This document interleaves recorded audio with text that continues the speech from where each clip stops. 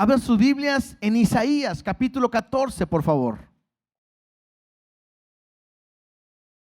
Vamos a ver que quizás un poquito como la semana pasada, pareciera que vamos a estar dando como una clase, pero bueno, la idea de ir viendo la Biblia verso a verso me ayuda a comprender todo el contexto en el cual hay en la palabra. Sería a veces muy fácil brincarnos pasajes y nada más leer lo que a uno le pareciera más interesante, pero yo creo que hoy veremos otra vez una historia de lo que está pasando, de una profecía, y al final cerraremos con una aplicación a nuestra vida, aunque yo sé que en todo momento cuando leemos la palabra, Dios está hablando en nuestras vidas. Así que, ¿por qué no oramos? Yo le puse a esta enseñanza, cuidado con la soberbia. La soberbia y el altivez es cuando de repente nosotros pensamos que podemos hacerlo todo en nuestras fuerzas. Cuando uno dice, creo que yo puedo, creo que no necesito de Dios, creo que con mis ganas le voy a echar, pues eso es parte de la soberbia. Y creo que hoy Dios nos va a estar hablando y podemos aprender mucho de esta historia. Así que oremos y pongamos este tiempo en las manos de Dios y que tu oración el día de hoy sea hacia Dios. Háblame, enséñame en todo lo que vamos a estar viendo el día de hoy. Papá, te damos gracias porque eres bueno. Gracias por tu amor, tu gracia, por tu gran fidelidad. Yo te pido que tú estés hablando en nuestras vidas, Dios. Permite que cada versículo, cada pasaje que vayamos a hablar el día de hoy, número uno, Dios, yo pueda explicarlo correctamente. Número dos, puedas hablar tú a nuestras vidas y permitas que esta palabra produzca un cambio en nuestra vida. Háblanos, enséñanos y permite que a través de ella podamos caminar en victoria. Te damos gracias por todo. En el nombre de Jesús. Amén y amén. La semana pasada estuvimos viendo una profecía sobre Babilonia. No sé si se acuerdan. Y quiero que no perdamos este punto importante. Cuando estamos viendo el libro de Isaías, vimos que eran profecías. Pero tenemos que aprender que cuando se habla de una profecía, dijimos que lo íbamos a ver con tres tipos de lentes, ¿sí? Tres tipos de interpretaciones en cuanto a esta profecía. La primera, con una Babilonia inmediata. Y esta es, o sea, en el momento. Lo que Dios hace sobre esa nación que Dios está juzgando. Recuerden que Babilonia en este momento es un pueblo que ni es grande, ni es poderoso, pero que Dios, que lo sabe todo, está mandando una profecía sobre esta nación.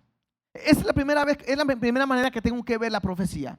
La segunda manera de ver la profecía tiene que ver con una Babilonia futura, ¿sí? Y lo comentamos que esto tiene que ver con el conocido como el tema de la Gran Babilonia que viene en Apocalipsis, y esto me habla del imperio del anticristo. ¿Vamos? Entonces, de repente cuando yo lea la profecía, tiene algo que ver con el momento de la nación, en el momento que están diciéndolo, o a futuro que va a pasar contra esa nación, pero también tiene que ver con lo que va a pasar, que aún no ha pasado, cuando venga el anticristo y que se le conoce así de la Gran Babilonia en aquel momento. Y el tercer lente con el cual yo tengo que interpretar o ver esta profecía es con una Babilonia espiritual. ¿Esa cuál es? Aquella que se aplica en todo momento y en todo tiempo. ¿Por qué? Porque la Babilonia me habla de un sistema religioso que va completamente en contra de Dios. ¿Y qué es lo que estamos viviendo el día de hoy? Hoy vivimos en un momento, en una sociedad donde Dios no es importante, donde todo gira en base al hombre y centrado el hombre, hace las cosas como quiere. Entonces, con estos tres tipos de lentes, es importante que veamos lo que leímos la semana pasada y lo que vamos a ver el día de hoy. La semana pasada leímos cómo Dios iba a traer un juicio sobre Babilonia y cómo iba a venir una destrucción completa, ¿sí? Y la pregunta que pudiéramos hacer, bueno, eso va a pasar con el pueblo de Babilonia, pero ¿qué va a pasar con el pueblo de Dios? Bueno, en este capítulo 14 viene esa respuesta desde el versículo 1. Así que vamos a Isaías 14:1 y vamos a ver lo que Dios nos va a enseñar a través de este pasaje. Dice así: porque Jehová tendrá piedad de Jacob y todavía escogerá a Israel y lo hará reposar en su tierra, y a ellos se unirán extranjeros y se juntarán a la familia de Jacob. O sea, está hablando la Biblia o la palabra que va a venir un juicio sobre Babilonia. Pero a pesar de que viene un juicio, bueno, y que este juicio en algunas veces tocará al pueblo de Dios, al pueblo de Israel, dice que Dios tendrá piedad de Jacob. Y esta palabra piedad también pudiéramos leerlo como amor. O sea, Dios tiene amor sobre su pueblo. Y a mí me llama la atención porque dice, porque Jehová tendrá piedad a Jacob. ¿Se acuerdan? Estamos viendo Génesis. Cuando vimos la historia de Jacob, Jacob significa el que usurpa, el que daña, el que engaña, ¿cierto? Entonces dice, tendré piedad sobre Jacob y todavía escogeré a Israel. Entonces esto es importante que lo podamos ver. ¿Por qué? Porque a pesar de cómo ha sido el pueblo, este pueblo de Dios va a estar cautivo, disciplinado por 70 años en Babilonia. Pero a pesar de que este pueblo va a ser castigado, disciplinado y va a estar cautivo por 70 años, Dios dice, yo aún así, yo lo amo y lo volveré a escoger. Incluso dice, y lo hará reposar en su tierra. Y esto me habla de que su pueblo regresará a su tierra, donde tendrá descanso y también tendrá bendición. Y incluso dice, a ellos se unirán extranjeros y se juntarán a la familia de Jacob. O sea, se van a reunir otras naciones. Y pudiéramos preguntarnos, ¿qué otras naciones? Bueno, las otras naciones son la iglesia. Porque esto hace referencia cuando Dios le va a entregar a Jesús el reino, cuando viene el milenio. Después de 7 años de gran tribulación, viene un periodo de 1000 años en el cual Cristo va a estar reinando desde Jerusalén al mundo entero. Y aquí es donde va a estar gobernando Cristo juntamente con su iglesia. Eso lo hemos estado viendo en las otras semanas, pero lo que pudiera resaltar yo en base a este versículo, y un poquito más lo voy a ver más al final, es cómo Dios, a pesar de que es un pueblo duro, un pueblo rebelde, un pueblo idólatra, Dios sigue poniendo su mirada en ellos. A lo mejor cualquiera de nosotros diríamos, no, a buscar un pueblo mejor, ya le di muchas oportunidades. Pero qué impresionante y qué corazón y qué amor es el de Dios, que dice, número 1, tendré piedad de ellos. Número 2, los volveré a escoger. Es como si de repente a uno, no me van a contestar porque no queremos ahorita problemas, pero es como si de repente le preguntan a uno, ¿te volverías a casar con tu mismo esposo, con tu misma esposa? No contestéis, ¿verdad? Yo espero que digan sí. Escuché que una persona dijo, no, yo lo volvería a escoger con los ojos cerrados. Dice, porque si los abro, escogería a otra, ¿verdad? Entonces, impresionante. Cómo Dios tiene cuidado con nosotros y a pesar de lo que somos, Él nos ha escogido y nos volvería a escoger. Interesante, ¿no? Sigamos leyendo, versículo 2. Dice, y los tomarán los pueblos y los traerán a su lugar, y la casa de Israel los poseerá por siervos y criadas en la tierra de Jehová, y cautivarán a los que los cautivaron y señorearán sobre los que los oprimieron. Cuando llegue este momento del imperio de Cristo, que estamos hablando del milenio, del gobierno de Jesús, las otras naciones estarán al servicio de Jesucristo. Esto es interesante porque no crean que va a ser una votación. A ver, hay un problema ahora, acaba de llegar Jesucristo. ¿Quién vota para que Él sea el gobernador del mundo? No va a ser por una elección popular, por una democracia, no. Sino que va Dios a establecer su reino y Él va a gobernar, y me dice que todas las demás naciones le van a servir. Mira cómo dice esto en el Salmo capítulo 2 versículo 8. A mí me encanta cómo Dios es bien exacto, bien preciso y claro en lo que Dios va a hacer.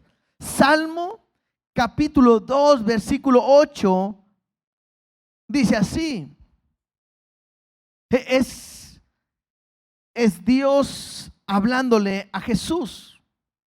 Le dice: pídeme y te daré por herencia las naciones, y como posesión tuya los confines de la tierra. Esta es su autoridad, su gobierno, su poder. Pídeme y te daré por herencia las naciones, y como posesión tuya los confines de la tierra. Dice: las quebrantarás con vara de hierro. Esto me habla de autoridad. Como vasija de alfarero los desmenuzarás. Puede acabar con todos sus enemigos. Ahora pues, oh reyes, ser prudentes, admitid amonestación, jueces de la tierra. Servid a Jehová con temor y alegraos con temblor. Esto me la del servicio, ¿no? ¿Cómo lo van a servir? Con temor, con temblor.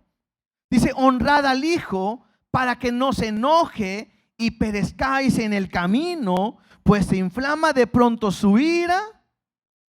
O sea, cuidado, Dios es amor, pero hay de aquel que se levanta contra un Dios vivo, ¿verdad? Y esa es la autoridad de Jesús. Y termina diciendo: bienaventurados todos los que en Él confían. Entonces esto me habla de que Dios, Jesús, va a estar gobernando, y todo el mundo, todas las naciones van a estar al servicio de Jesús. Como paréntesis, en este momento, ¿qué estaremos haciendo nosotros? Porque alguien puede decir: bueno, pero eso para a nosotros, ¿qué? ¿Qué vamos a hacer nosotros en este momento? Estaremos juntamente con Cristo reinando, ¿sí? En un puesto, una posición, no sé lo que Dios nos vaya a poner, pero estaremos, es el tiempo en el que va a poder tomar su dominio, el control en esta tierra. Regresemos a Isaías.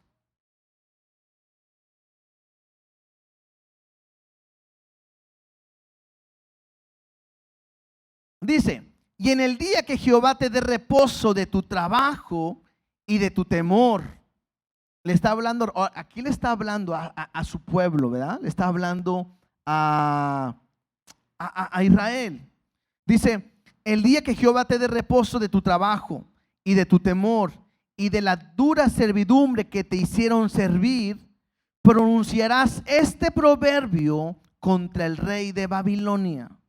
Entonces, vamos a detenernos aquí tantito, porque está diciéndole Jehová: el día que te dé reposo. Interesante, no está diciendo Dios: si es que un día te doy reposo, si es que de repente pudieras tener reposo. Entonces no es una opción, sino más bien es algo que va a suceder, que es importante. Dios le va a dar reposo, es una realidad, y les va a dar descanso de tanto temor y de tanta servidumbre. Porque, bueno, algo que no pudiéramos negar es cómo el pueblo de Dios, el pueblo judío, cómo ha vivido de esclavitud en esclavitud, cómo ha sido perseguido, cómo ha sido atormentado por mucho tiempo y por muchas naciones. O sea, vemos en la historia que han sido atacados, perseguidos, oprimidos desde los asirios, los egipcios, los babilonios que estamos hablando, los romanos, por la misma iglesia, los alemanes, y bueno, hay mucho más. Si nos metemos en la historia, encontraremos muchos más pueblos que se levantan contra esta nación. Y tenemos que entender algo: Esto no es político, esto es espiritual, porque se levantan contra el pueblo que Dios ha escogido. Ahora, podemos aplicarlo aún contra la iglesia. Es increíble cómo la gente también a nosotros como iglesia se apunta. O sea, puede haber alguien, cada día vemos a alguien que asesina, que roba, que mata, pero como no son cristianos, nomás dan la noticia. Pero cuando saben que es cristiano, hasta lo dicen, un cristiano mató a tal, ¿no?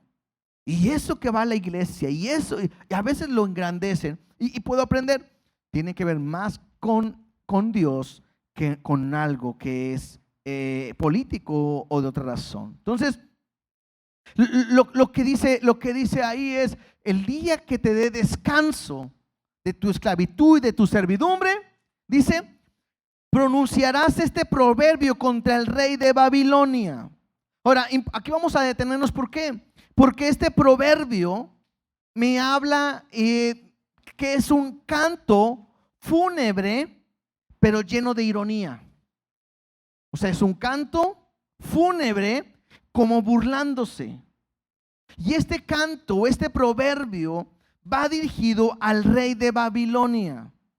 Y aquí quiero explicar un poquito, porque aquí no hay una seguridad de quién se trata, de qué rey de Babilonia está hablando.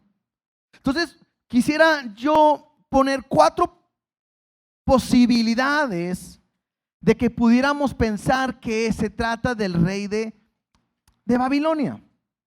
El primero que pudiera ser es Nabucodonosor. Bueno, porque fue el rey más grande que ha tenido Babilonia. El segundo que pudiéramos pensar que se refiere al rey de Babilonia es Belsasar.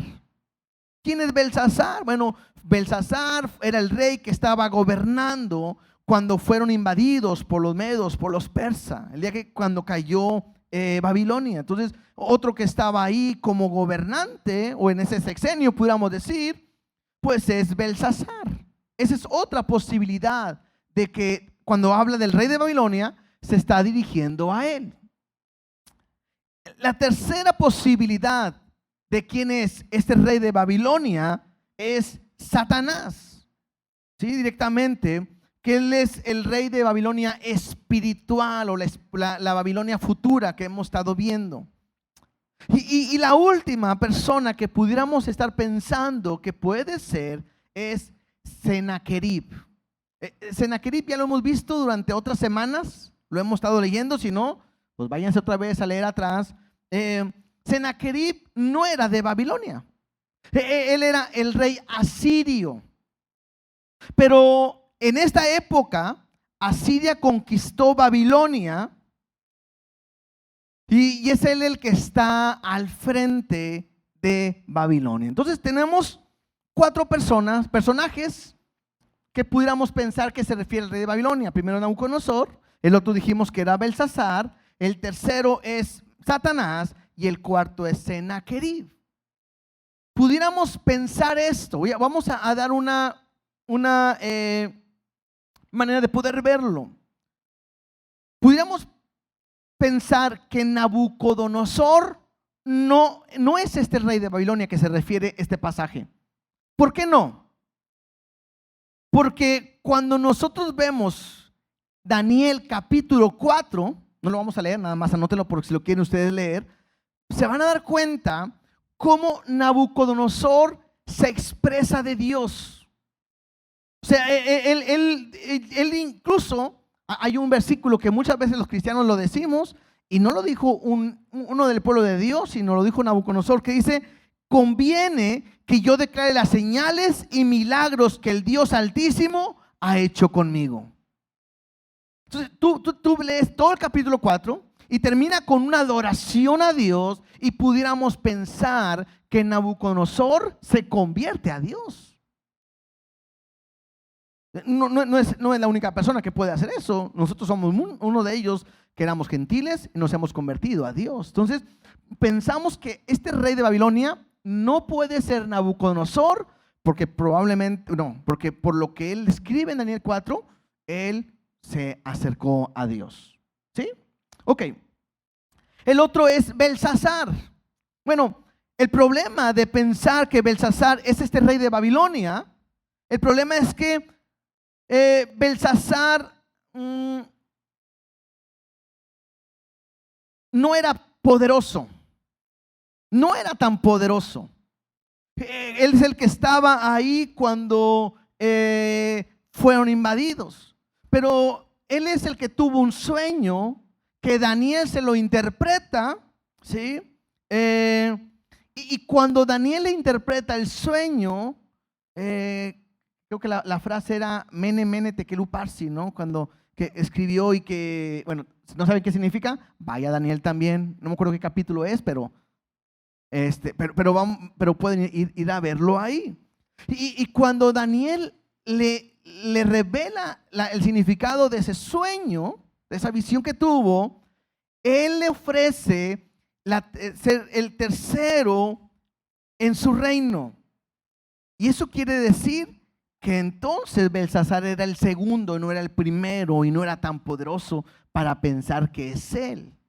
Entonces solamente nos quedan dos personajes. Uno es Satanás y el otro es Sennacherib. Bueno, pudiéramos llegar a la conclusión que pueden ser cualquiera de estos dos personajes. Y ahorita lo vamos a ir viendo. ¿Por qué Sennacherib? Si acabo de decir que él era el rey asirio, y cuando habla de este proverbio dice, le dirás al rey de Babilonia. ¿Por qué? Porque en aquel tiempo, cuando Asiria gobernó o tomó Babilonia, algunos reyes se proclamaban como reyes de Babilonia también. O sea, yo lo gané, yo lo conquisté y yo soy el rey asirio, pero también soy el rey de Babilonia. Entonces, muy probablemente, y ahorita vamos a ver un poquito más en la lectura y nos vamos a dar cuenta que probablemente pudiera ser Sennacherib a quien está dirigido este proverbio. Y el otro, bueno, Satanás, porque también se refleja aquí. Recordemos que Satanás está dirigido, apuntado hacia la gran Babilonia, el tiempo futuro. Entonces, pudiera ser Satanás o el anticristo. El mismo personaje. Vamos a ver quién es el rey de Babilonia. Realmente, si ustedes leen, estudian, investigan, hay muchos comentarios diferentes. No hay realmente algo que digan, es él, porque es una profecía. Pero estoy dando un panorama para que los que les gusten estudiar puedan aprender y al final quizás podemos llegar a una conclusión, ¿sí? Entonces, cada quien pudiera en la lectura del día de hoy tomar una decisión. Este proverbio tiene 5 estrofas y vamos a verlas por separado y vamos a identificar. La primera estrofa tiene que ver con la reacción de los que están vivos. A este proverbio, la reacción de los que están vivos. Dice así, versículo 4, otra vez, Isaías 14:4. Pronunciarás este proverbio contra el rey de Babilonia y dirás, ¿cómo paró el opresor? Aquí podría decir, ¿cómo terminó? ¿Cómo terminó el opresor? ¿Cómo acabó la ciudad codiciosa de oro? Quebrantó Jehová el báculo de los impíos, el cetro de los señores. Este báculo, este cetro me habla de gobierno, de autoridad, de poder. ¿Cómo quebrantó Jehová el báculo, el poder de los impíos, el gobierno o el cetro de los señores? El que hería a los pueblos con furor, con llaga permanente, el que se enseñoreaba de las naciones con ira y las perseguía con crueldad. Entonces, esta primera parte es una reacción de los que están vivos. Y que dicen, ¿cómo acabó aquel que los estaba oprimiendo? Porque Jehová ha quebrantado el gobierno de ellos. Y es que dicen, era tan cruel, era tan grande, tan poderoso. Pero la relación es ahora, pero mira ahora cómo ha acabado y cómo ha terminado. La ciudad que codiciaba el oro, ¿sí? Mira cómo terminó. Es la manera en que se están expresando de este rey de Babilonia, de esta ciudad poderosa. La gente que está viva se admira y dice, mira cómo terminó aquel que nos oprimía. Versículo 7. Toda la tierra está en reposo y en paz. Se cantaron alabanzas Aún los cipreses se regocijaron a causa de ti y los cedros del Líbano, diciendo: desde que tú persistes, no ha subido cortador contra nosotros. ¿Sí? O sea, acuérdense que esta es una profecía, es algo simbólico, porque habla de los cipreses, de los cedros del Líbano y todo, pero están diciendo, aquel que era poderoso, aquel que producía temor en la gente, que hacía guerra a las naciones, ha caído. Y ahora que él ya no está, ahora hay paz. Incluso llegan a decir de una manera alegórica, aún los cipreses se alegran diciendo: desde que tú caíste, nadie ha venido a cortarnos. O sea, estamos en paz. Y todo esto tiene otra vez un sentido bien simbólico.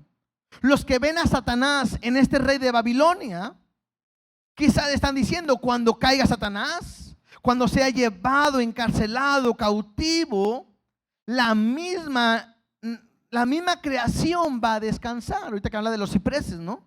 Hasta los cipreses cantan de que ya no van a ser cortados. Bueno, acordemos algo.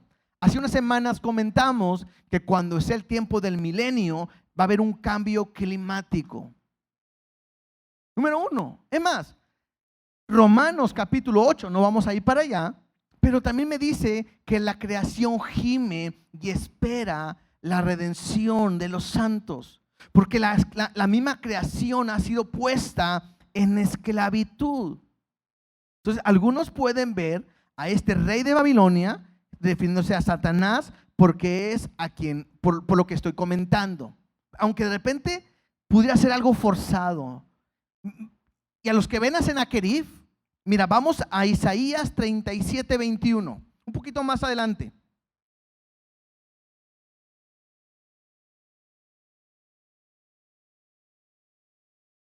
Isaías 37:21. Aquí Sennacherib está invadiendo y Ezequías le ruega a Dios para que le ayude y Dios le contesta a través de Isaías. Mira lo que dice Isaías 37:21. Entonces Isaías, hijo de Amós, envió a decir a Ezequías: así ha dicho Jehová, Dios de Israel, acerca de lo que me rogaste sobre Sennacherib, rey de Asiria. Estas son las palabras que Jehová habló contra él. La virgen hija de Sión te menosprecia, te escarnece, detrás de ti mueve su cabeza la hija de Jerusalén. ¿A quién vituperiaste y a quién blasfemaste? ¿Contra quién has alzado tu voz y levantado tus ojos en alto? Contra el Santo de Israel. Aquí lo que Dios le está diciendo a Sennacherib es: ¿sabes contra quién te estás levantando? ¿Sabes contra quién estás levantando tu voz? ¿Contra quién blasfemaste? En otras palabras, Dios le está diciendo a Sennacherib: no sabes con quién te has metido. Te metiste contra el Santo de Israel. Versículo 24. Por mano de tus siervos has vituperiado al Señor y dijiste. Esto es importante. ¿Qué fue lo que dijo Sennacherib? Aquí veamos la actitud, el corazón, lo que dice Sennacherib.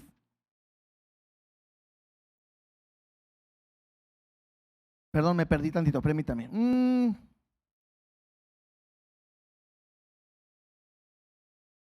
Ya.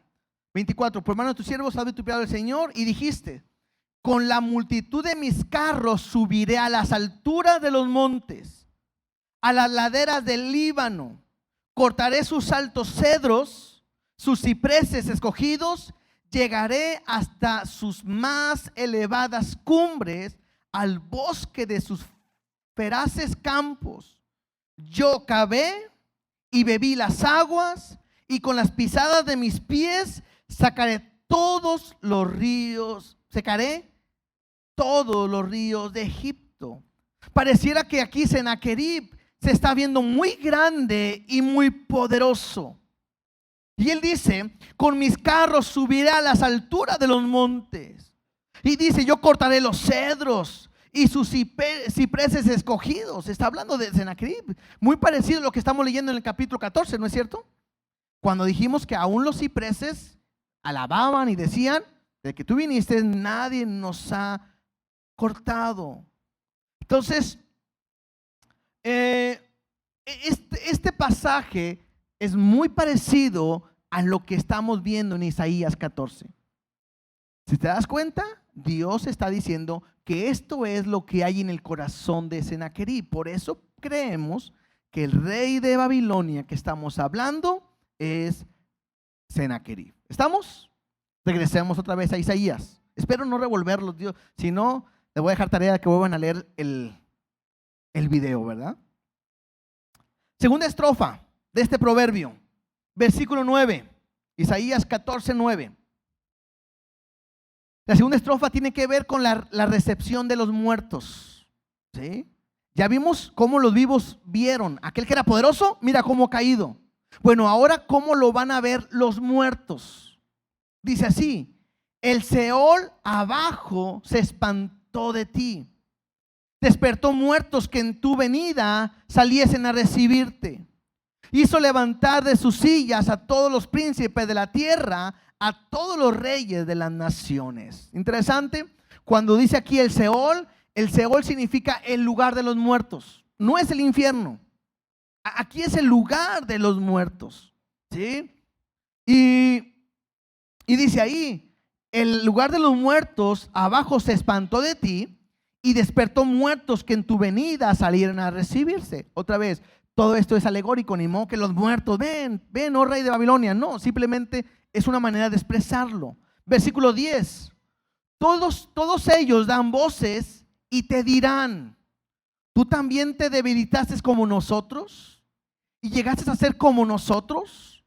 Descendió al Seol tu soberbia y el sonido de tus arpas. Gusanos serán tu cama y gusanos te cubrirán.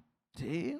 Entonces, lo que está hablando es la reacción ante este rey de Babilonia. O sea, este rey de Babilonia va a morir, va a llegar al lugar de los muertos y los muertos lo van a recibir. Y van a juntarse los reyes, los importantes, las personas importantes que han muerto, lo van a recibir y le van a decir: mira, tú también viniste a ser uno como nosotros.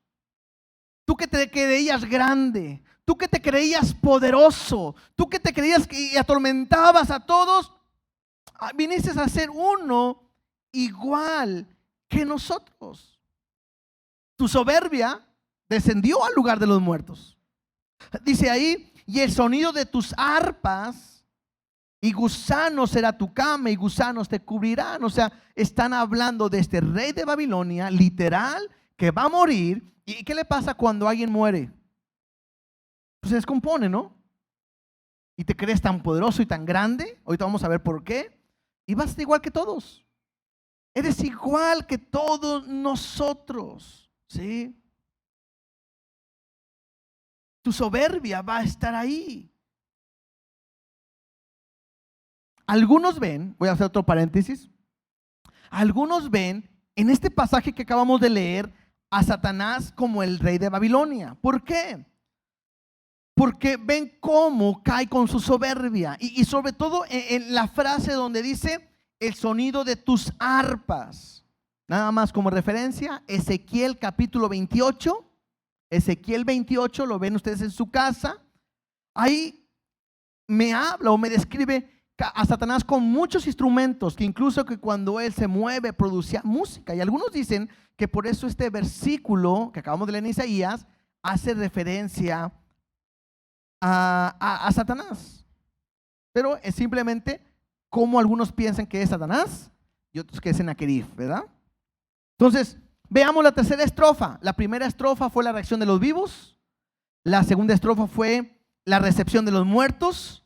La tercera estrofa es la razón de la caída. ¿Por qué el rey de Babilonia fue derrocado? Versículo 12. Como caíste del cielo, oh lucero, hijo de la mañana. Cortado fuiste por tierra, tú que debilitabas a las naciones. Tú que decías en tu corazón: subiré al cielo en lo alto. junto a las estrellas de Dios. Levantaré mi trono y en el monte del testimonio me sentaré a los lados del norte. Sobre las alturas de las nubes subiré y seré semejante al Altísimo. Mas tú derribado eres hasta el Seol, a los lados del abismo. Normalmente cuando leemos este pasaje nos han enseñado y nos han dicho que ¿de quién está hablando? Cuando leímos como caíste, oh lucero de la mañana, normalmente lo identificamos como con Satanás. Mucha gente, muchos teólogos lo dicen y bueno, ok, no vamos a decir que no pudiera ser. Claro, recordemos que estamos viendo que pueden ser dos personajes. Puede ser Satanás o puede ser Sennacherib, este rey de Babilonia. ¿Sí? Entonces, pudiera ser que está enfocado en Satanás. Hay un pero que le pudiéramos poner. Y otra vez, aquí estamos dando teorías y ustedes toman la que ustedes gusten, porque no estamos enseñando un punto porque no está establecido. Otra vez, acuérdense, es una profecía y estamos tratando de identificarla. Pudiera pensar que es Satanás, sí, pero cuando nosotros vamos leyendo la Biblia verso a verso, verso a verso, no vemos que esté hablando de Satanás, sino está hablando de otro personaje. ¿Sí me explico? Pareciera que está hablando de Sennacherib en el momento como lo estamos viendo. Vuelvo otra vez a decir, cuando dijimos de los 4, quitamos a 2, Belsasar y Nabucodonosor, y dijimos que podían hacer estos 2. Pueden ser. Pero el punto importante es que yo no quisiera forzar el pasaje y de repente decir, bueno, aquí habla de Satanás. Porque pareciera que está hablando del mismo rey de Babilonia. Mira, voy a leer del versículo 12 al 15 en otra versión. Y cuando yo lo leo en esta versión, que es la traducción del lenguaje actual, ya no me parece que es Satanás, aunque pudiera ser. ¿Sí me explico? Mira, lo voy a leer, dice así. Rey de Babilonia, tú que derrotabas a las naciones, has caído de muy alto. Tú te creías un Dios en el cielo, pero fuiste derribado a la tierra. Te decías a ti mismo, voy a subir hasta el cielo, allí pondré mi trono por encima de las estrellas de Dios, reinaré desde la montaña donde viven los dioses. Subiré más allá de las nubes y seré como el Dios Altísimo, pero ahora te han derribado y has caído a lo más profundo del reino de los muertos. O sea, pareciera lo que está hablando de este pasaje es del rey de Babilonia, otra vez un rey poderoso que guerreaba, conquistaba y que él empezó a decir, subiré a los lugares más altos, quebraré los cipreses, los cedros, arruinaré todo, subiré a la montaña, gobernaré de allá, seré semejante al Altísimo. Estamos hablando de una persona que su soberbia va creciendo, se cree tan grande, tan poderoso, y que al final la misma Biblia le dice, pero has caído y has caído hasta el lugar de los muertos. Por eso decíamos ahorita, hasta te llenaste de gusanos, acostumbrado a vivir de las mejores maneras, te has llenado de gusanos, eres igual que todos. Entonces, cuando yo leo esta porción de esta manera, no veo a Satanás aquí, sino estoy viendo al mismo rey de Babilonia. En este caso podría ser Sennacherib, porque está hablando de la condición. Se creyó tan grande como Dios, y como Dios dice, tú no eres nadie, te voy a tumbar y te voy a arruinar y bajar hasta lo más bajo. ¿Cierto? Y habla de la soberbia. Entonces, otra vez, voy a volver a decir, porque no quiero confundir. Algunos ven directamente a Satanás. Ahora, si usted lee en Ezequiel 28, que usted le hablaba, aquí en Ezequiel 28 sí habla de Satanás. Y hay algunos pasajes que se parecen y pudiera ser que sea Satanás. ¿Sí? Otra vez, pudiera ser. También puede ser que Isaías en este versículo está apuntando a Babilonia futura. ¿Se acuerdan? A esa Babilonia espiritual, pero futura, en el cual va a estar el anticristo y él va a estar gobernando y al final va a caer el gobierno espiritual de Satanás. Pero lo importante no es eso. Lo importante está en lo que dice en el versículo 13, Isaías 14, 13 al 15. Hay algunas cosas importantes que dice este rey de Babilonia. Le dice Dios, ¿tú qué dices en tu corazón? Número 1, subiré al cielo, levantaré mi trono, me sentaré a los lados del norte, sobre las alturas de las nubes subiré, y luego dice, y seré semejante al Altísimo. El problema que está mostrándome este pasaje es la soberbia. Y ese es un problema que tenemos que tener cuidado. Hay un problema en el hombre que ha sido sembrado, que el hombre quiere ser igual a Dios. Es ser semejante al Altísimo. Hoy el hombre a veces busca ser igual a Dios. ¿Te acuerdas cómo tentó a Satanás a Eva? Y dijo, come de ese fruto. Dijo, no, es que Dios me ha dicho que si como vamos a morir. Y Satanás dijo, no morirás, sino que serás semejante a Dios, conociendo el bien y el mal. Y la mujer toma ese fruto, quizás queriendo ser semejante a Dios. ¿Cuál fue el problema de Satanás? El querer ser igual a Dios. El problema es en nuestra vida cuando no entendemos quiénes somos y quién es Dios. Incluso hay algunas doctrinas cristianas en nuestro tiempo que parecían empujarte a creer que somos igual que Dios. He escuchado gente que dice, pues ya Cristo nos ha redimido, ¿cierto? Ya Cristo nos ha redimido, somos hechos a su imagen y semejanza, nos ha justificado, nos ha santificado, nos ha limpiado. Algunos llegan a decir, ya nos puso aquí en su reino, en gobernar. Es más, ya Cristo ya no tiene por qué venir. Pues ya somos igual que Él. Y ese es un error, una blasfemia completamente. Hay iglesias o hay doctrinas donde enseñan, donde tú eres Dios. Y te enseñan, eres rey y sacerdote, y eres un hijo de Dios, eres hijo de papi, te llegan a decir, y tú ordena, y tú declara, y tú di, y las cosas van a suceder porque eres un hijo de Dios, y lo que tú dices Dios lo va a hacer. Y así la Biblia no me enseña. El problema es la soberbia. El problema es incluso nosotros en nuestro tiempo. Esta es la Babilonia espiritual en nuestro día. En nuestro tiempo, cuando tú crees que lo puedes hacer las cosas sin Dios. La falta de oración es una evidencia de independencia o de soberbia. Cuando yo oro es porque necesito ayuda de Dios. Dios, ayúdame por favor. Hace rato decía, en el tiempo de oración, decía nuestro hermano César, no cuando tenga el problema nada más, sino siempre. Ayúdame Dios, sé mi socorro, sé mi ayuda, sé mi proveedor y mi sanador y empiezas a decir a Dios porque estás diciendo que dependo de Él todos los días.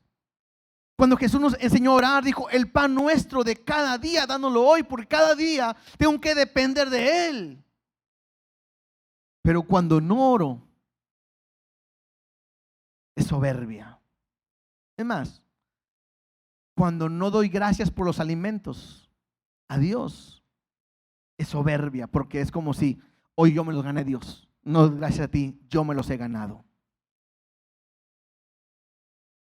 Pero cuando yo le doy gracias es porque estoy dependiendo completamente de Él. El problema de hacerte semejante a Dios es como si nosotros quisiéramos compartir la gloria de Dios. Y Dios dice claramente, mi gloria no la comparto con nadie. Es más, hermanos, el dejar de mirar a la iglesia, el dejar de buscar a Dios, es un reflejo de soberbia. Porque cuando yo no tengo problemas, me olvido de Dios. Pero cuando tengo problemas, regreso. Eso es soberbia. Y gracias a Dios, lo que leíamos al principio, que a pesar de lo que somos, Dios nos ama y nos vuelve a escoger. Entonces, ese es un problema que estamos viendo. Sigamos leyendo ahí en Isaías. La primera estrofa que vimos tiene que ver con la reacción de los vivos. La segunda con la reacción de los muertos. La tercera, la razón de la caída. ¿Por qué cayeron? Bueno, pues por esa soberbia que tenía este rey de Babilonia. Y la cuarta, dice así, es la reflexión de los vivos. ¿Qué es lo que piensan cuando esto sucede? Versículo 16. Se inclinarán hacia ti los que te vean. Te contemplarán diciendo: ¿es este aquel varón que hacía temblar la tierra, que trastornaba los reinos? Y se puso el mundo como un desierto, que asoló sus ciudades, que a sus presos nunca abrió la cárcel. Pareciera que en la gente hay una desilusión. O sea, están viendo a este rey de Babilonia y dicen: ¿a poco este era? Este era el que hacía temblar la tierra y trastornaba los reinos. ¿A poco? No lo puedo creer. No puedo creer cómo ha acabado. Ahora, los que ven a Satanás en este punto, tengo que decirles algo. Satanás no es enemigo de Dios. Bueno, rival de Dios. Entonces es amigo. No, tampoco es amigo, ¿verdad? Pero no es un rival, porque de repente a veces pensamos que nosotros vamos caminando y conmigo va Dios y sus ángeles. Y de repente se encuentra en cierta parte en lo espiritual que no vemos a demonios y como pandilla, y ahora sí, a pelear. Y uno va ahí y están ahí peleando arriba. Y no, nada de eso. La Biblia no me enseña nada de eso. La Biblia me enseña que Satanás es un ser creado por Dios. Y escucha bien, y está al servicio de Dios. Si Dios quiere, lo encarcela, como lo va a hacer más adelante. Y si Dios quiere, lo manda al infierno, al lago de fuego, como lo va a hacer más adelante. Pero ahorita, ¿por qué no? Porque Dios lo usa con un propósito. Entonces tengo que entender esto. ¿Por qué? Porque de repente vemos a Satanás y a Dios al mismo nivel. Y ese es un error. Dios está encima de todo y Satanás está abajo. Incluso hasta debajo de nuestros pies. Derrotado, arruinado, destruido. Ahora, a diferencia de Dios, Satanás sí es nuestro enemigo. Porque anda como león rugiente buscando a quién se deja. Sí, hermano que se duerme, se lo lleva el diablo, ¿verdad? O sea, el que se deja. Incluso el pensar que yo nunca voy a fallar y nunca voy a equivocarme, eso es soberbia. Necesito estar apegado a Dios. Pero bueno, Satanás es nuestro enemigo, pero no es de Dios. Versículo 18. Entonces todos están diciendo: ¿a poco ese es el que nos asolaba y todo? Verso 18. Todos los reyes de las naciones, todos ellos yacen con honra y cada uno en su memoria. Todos los reyes de la tierra están muertos y están sepultados con honra. Es lo que está diciendo. Todos tienen honra. Verso 19. Pero tú echado eres de tu sepulcro como vástago abominable, como vestido de muertos pasados a espada, que descendieron al fondo de la sepultura como cuerpo muerto hollado. En aquel tiempo, el que alguien lo sepultaran era algo muy honroso. La manera en que alguien moría y por qué moría era muy honroso y se veneraba eso. Entonces le está diciendo a este rey de Babilonia: pero tú, nadie te va a honrar. Vas a ser como un muerto que ha sido traspasado, tirado a la calle, y cualquiera te va a pasar, te va a pisar y vas a quedar sin honra. No vas a tener quien te entierre, no vas a tener honra de nada. Versículo 20. y serás contado con ellos en la sepultura, porque tú destruiste tu tierra, mataste a tu pueblo, no será nombrada para siempre la descendencia de los malignos. Preparad sus hijos para el matadero, por la maldad de sus padres. No se levantarán, ni poseerán la tierra, ni llenen las ciudades la faz del mundo. ¿Sí? Entonces, simplemente lo que está diciendo es, ahí no va a haber descendencia, no va a haber memoria de lo que has hecho. Así como eres muy poderoso, un día vas a ser pisoteado y no habrá memoria de nada. Y en cuanto a la nación de Babilonia, bueno, hoy no existe y no hay descendencia de ellos, nada. Quinta estrofa, última. Vamos a ver la repercusión en la ciudad. Cómo la ciudad de Babilonia va a recibir este juicio. Versículo 22.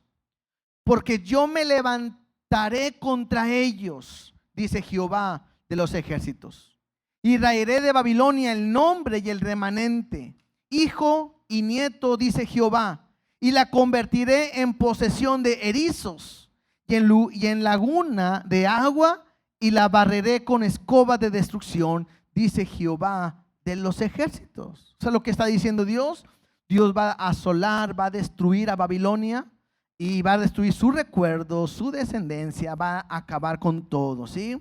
Entonces, todo este sistema de Babilonia va a desaparecer. Aquí a partir de este versículo, el 24, en su Biblia aparece una nueva sección, ¿sí? En algunos de sus Biblias, en el capítulo 24, hay un subtítulo que dice: Asiria será destruida.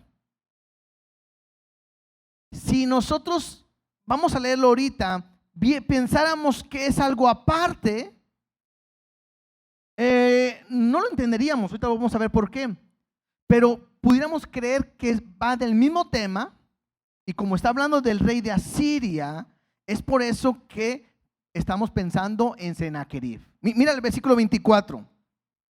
Jehová de los ejércitos juró diciendo: ciertamente se hará de la manera que lo he pensado y será confirmado como lo he determinado. Si Dios estuviera hablando aquí de otro tema diferente, tendríamos que preguntarnos, pues, ¿qué pensó? ¿De qué terminó? ¿De qué ha determinado? Si fuera un tema aparte, tendríamos que pensar, pues no sé qué pensó Dios. Pero si lo juntamos con lo que estamos leyendo, tiene mucho sentido, porque está hablando de la destrucción que va a venir sobre Babilonia y la destrucción sobre el rey de Babilonia. Y entonces, cuando habla cómo serán destruidos y cómo se acabará toda su descendencia, entonces tiene sentido el versículo 24 que dice: Jehová de los ejércitos juró diciendo: ciertamente se hará de la manera en que lo he pensado y será confirmado como lo he determinado. Versículo 25. Que quebrantaré al asirio en mi tierra y en mis montes lo hollaré, y su yugo será apartado de ellos y su carga será quitada de su hombro. Entonces, como que de repente tiene sentido cuando estamos hablando de Sennacherib, porque dijimos, Sennacherib era el rey de Asiria que se proclamó rey de Babilonia. Entonces, cuando está diciendo ahí que quebrantaré al asirio en mi tierra, Sennacherib es asirio. Interesante que dice en mi tierra y en mis montes lo hollaré, ¿sí? Entonces, puede ser que se refiera a Sennacherib porque es el asirio, o incluso puede referirse al anticristo porque también es llamado así, el asirio. Ahora, cuando dice ahí, lo quebrantaré al asirio en mi tierra. Mira, vamos rápidamente, ya estamos por terminar. Isaías 37:6. Isaías 37:6. Cuando iban a invadir Jerusalén, dice así: y salió el ángel de Jehová y mató a 185,000 en el campamento de los asirios. Y cuando se levantaron por la mañana, he aquí que todos era un cuerpo de muertos, ¿sí? Aquí habla de cuando fue quebrantado el imperio de Asiria. Entonces Sennacherib, rey de Asiria, se fue e hizo su morada en Nínive. Y aconteció que mientras adoraba en el templo de Nisroch, su dios, sus hijos Adramelech y Saracer le mataron a espada y huyeron a la tierra de Ararat, y reinó en su lugar Esradón, su hijo. Entonces, pareciera que lo que estamos viendo cuando dijimos ahorita en Isaías que lo iba a quebrantar el asirio en mi tierra, esto pasó más adelante como Sennacherib, rey de Asiria, fue quebrantado en Jerusalén por el ángel de Jehová. ¿Estamos? Entonces, otra vez, todo apunta que muy probablemente este rey de Babilonia es Sennacherib. Y terminamos. Isaías 14, del 25 al 27. Hoy vamos a ver nada más hasta el 27. Dios dijo a esto: que quebrantaré al asirio en mi tierra, y en mis montes lo hollaré, y su yugo será apartado de ellos, y su carga será quitada de su hombro. Este es el consejo que estaba acordado sobre la tierra, y esta, la mano extendida sobre todas las naciones, porque Jehová los ejércitos lo ha determinado. ¿Y quién lo impedirá? Y su mano extendida, ¿quién la hará retroceder? Esto me llama la atención porque no es Dios pidiendo un consejo. O sea, no es Dios diciendo, ¿qué creen? ¿Qué podemos hacer con estos asirios? ¿Verdad que no? Sino más bien es Dios determinando, número uno, su mano extendida sobre todas las naciones. Y dice él, ¿quién lo va a impedir? ¿Quién hará que mi mano se haga retroceder? ¿Sí? Dios lo ha decidido y él lo hará. Y quiero terminar con tres cosas. Tres cosas como cierre de todo lo que hemos visto en esta parte del capítulo. La primera,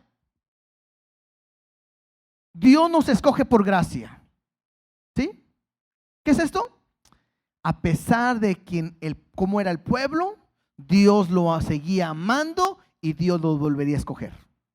¿Cierto? Aquí entramos nosotros. ¿Por qué? Porque creo que es lo mismo en nuestra vida. ¿Cuántas veces le fallamos a Dios? ¿Cuántas veces volvemos a hacer lo que a Dios no le agrada? Y cuando yo veo cómo Dios se muestra su amor para su pueblo, a mí me da una esperanza.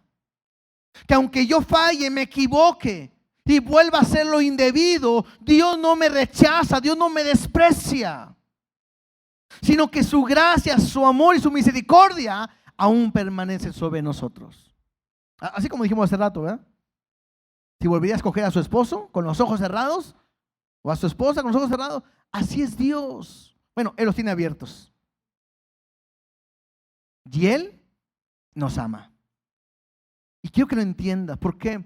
Porque muchas veces cuando de repente queremos cambiar, escúchame bien, y no puedo, y batallo mi día a día, batallo cambiar, muchas veces prefiero tirar la toalla y decir, yo no puedo cambiar. Esto no es para mí, y te vas a vivir tu vida alejada de Dios. Y ese es un error. Porque Dios sabe quién eres. Lo importante es que tu corazón esté en querer hacer lo que a Dios le agrada. Eso es lo importante. Porque su gracia, a eso se basa. Su gracia no es por lo que hacemos, sino por su amor. Y puedes aprender algo, puedes fallar y fallar y fallar, pero el amor de Dios nunca se apartará de ti. Ahora, importante, tampoco me puedo ir al otro extremo y decir, bueno, acabo como quiera, me va a amar y un día me va a perdonar, voy a vivir mi pecado y un día cuando ya esté viejito vengo a buscar a Dios. No, porque eso se llama soberbia. Yo tengo que aprender a depender de Dios por su amor y por su gracia. Número 2. Lo que hizo caer a este rey de Babilonia fue la soberbia. Y tengo que decirte, cuidado con la soberbia. Incluso, decía hace rato, aquel que piensa, no, yo nunca voy a fallar, aguas. Porque la Biblia me dice, el que piense estar firme, mire que no caiga. Aquel que de repente ve que su hermano o alguien cae en algún pecado y uno lo critica y dice, no, yo nunca caeré en eso. Aguas, soberbia. Cuando te burlas porque alguien falla, cuidado, eso es soberbia. Es más, no porque Dios te use, quiere decir que lo has librado. Eso es soberbia. Y voy a decirlo porque no voy a pensar en nadie. Además, voy a empezar por mí. Como aquel que predica y dicen, ay, qué bien predico yo, ¿verdad? Eso es soberbia, cuidado. Como aquel que toca un instrumento y dicen, nadie toca como yo. Eso es soberbia. Como aquel que dice, ay, qué feo canta, mejor no cantes. Ojalá cantaras como yo. Eso es soberbia. Es que yo sirvo, yo hago, yo llevo. Eso es soberbia. Hay que tener cuidado. Mira un pasaje rápido. Lucas 10, 17 al 20. A mí me impactó este pasaje. Lucas capítulo 10, 17. Me habla de la historia donde Jesús mandó a sus discípulos a predicar. Órale, mandó a sus 70, órale, a predicar. Y fueron a servir a Dios, no a hacer nada malo de fiesta, no. Fueron a predicar. Versículo 17 dice, y volviendo los 70 con gozo, diciendo, Señor, aún los demonios se nos sujetan en tu nombre. O sea, como que, somos power, ¿verdad? En nuestros días es como que, ay, no, andamos bien efectivos, Ahorita, alguien está enfermo, lloro por ustedes. Traigo ahorita la unción en mi mano. Hasta los demonios se nos sujetan. Y es la actitud que vienen los discípulos con Jesús. Y Jesús le contesta algo bien raro. Versículo 18. Y les dijo, ¿quién? Jesús, yo veía a Satanás caer del cielo como un rayo. Y si yo estuviera ahí, ¿y eso qué, Señor? O sea, como que, ¿qué? A ver, ok, tú lo ves caer, pero a mí se me sujeta, ¿verdad? O sea, como que está en ese punto. Y creo que lo que tiene que ver más bien es que como que Jesús le decía a estos discípulos, esa misma soberbia con la que ustedes están llegando ahorita es la misma soberbia que tenía Satanás. Porque mira lo que dice. He aquí, os doy potestad de hollar serpientes y escorpiones, y sobre toda fuerza del enemigo, y nada os dañará. O sea, Jesús le dice, yo les doy esa autoridad, claro. Sobre serpientes, escorpiones, sobre toda fuerza, interesante, sobre toda fuerza del enemigo, y nada os dañará. Sí, yo se las he dado. Pareciera que no es por ti, es porque yo te la di. ¿Se te sujetan? Porque yo te lo di. Versículo 20. Pero, aquí hay el pero, no os regocijéis de que los espíritus se os sujetan, sino regocijaos de que vuestros nombres están escritos en los cielos. O sea, parece que Jesús le dice, a ver, tranquilos con esa soberbia que traen ahorita. No te regocijes porque se te sujetan los demonios, eso no es nada. Eso es porque yo te lo di. Porque lo que te debe de regocijar es porque tu nombre esté escrito en el libro de los cielos. Eso es lo importante. Entonces yo creo que tengo que aprender a tener cuidado con la soberbia. Y le digo, es un pecado que no se ve y que es bien peligroso en que podamos caer. ¿No es cierto? ¿Les hago una pregunta? Levante la mano, ¿quién batalla con la soberbia?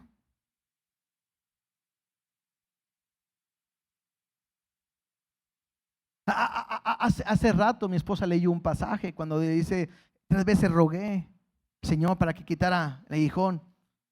Y Dios le dijo, para que no te vayas a ensoberbecer, enorgullecer, te he dejado ese aguijón. Cuidado. Cuidado como iglesia. ¿Por qué? Porque el último punto es cuidado con la mano extendida de Dios. Dios es bien claro y dice que Dios, ahí se me fue el versículo, resiste a los soberbios y da gracia a los humildes. Si en tu corazón hay soberbia, altivez, la mano de Dios puede estar extendida sobre ti. Y leímos hace rato, ¿quién podrá quitar la mano? ¿Quién podrá hacerme retroceder de lo que he decidido, de lo que he pensado hacer? Lo que hoy Dios nos está hablando es la altivez de un rey babilónico, y que Dios le dice: te creías el más grande, te creías el poderoso, y mira, estás como todos los demás en el lugar de los muertos, comido por gusanos y arruinado. En otras palabras, no puedes creerte más que Dios, ni como Dios, porque no somos nada delante de Él. Escúchame bien. Puedo usar este ejemplo. Si gustan pasar los músicos de una vez, por favor. Todos los que somos papás tenemos nuestros hijos. Y no porque tenga el mismo apellido, viva donde mismo y tenga la misma naturaleza, descendencia de nosotros, permitimos que nuestros hijos nos falten el respeto, ¿no es cierto? O sea, no pueden llegar tu hijo y decir: ¿qué? Somos iguales tú y yo, aquí todos somos iguales. No, porque a veces tu hijo ya trabaje y provea para la casa, va a decir: aquí se hace lo que yo quiera. ¿Verdad que no? Que hablen así y usted le da en el nombre de Jesús 3 bendiciones, ¿verdad? Lo vemos mal, ¿verdad que sí? De la misma manera, no porque ahora seamos llamados hijos de Dios, tengamos su naturaleza divina, seamos llamados la novia de Cristo y que un día estaremos con Él, nos da el privilegio, la autoridad o el lugar de creernos igual que Dios.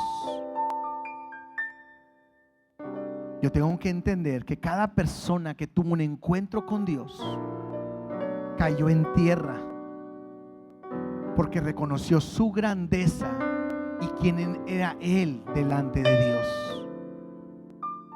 Hoy tengo un privilegio de entrar confiadamente hasta el trono de la gracia, pero que nunca se te olvide que Él es Dios y nosotros no somos nada. Nada.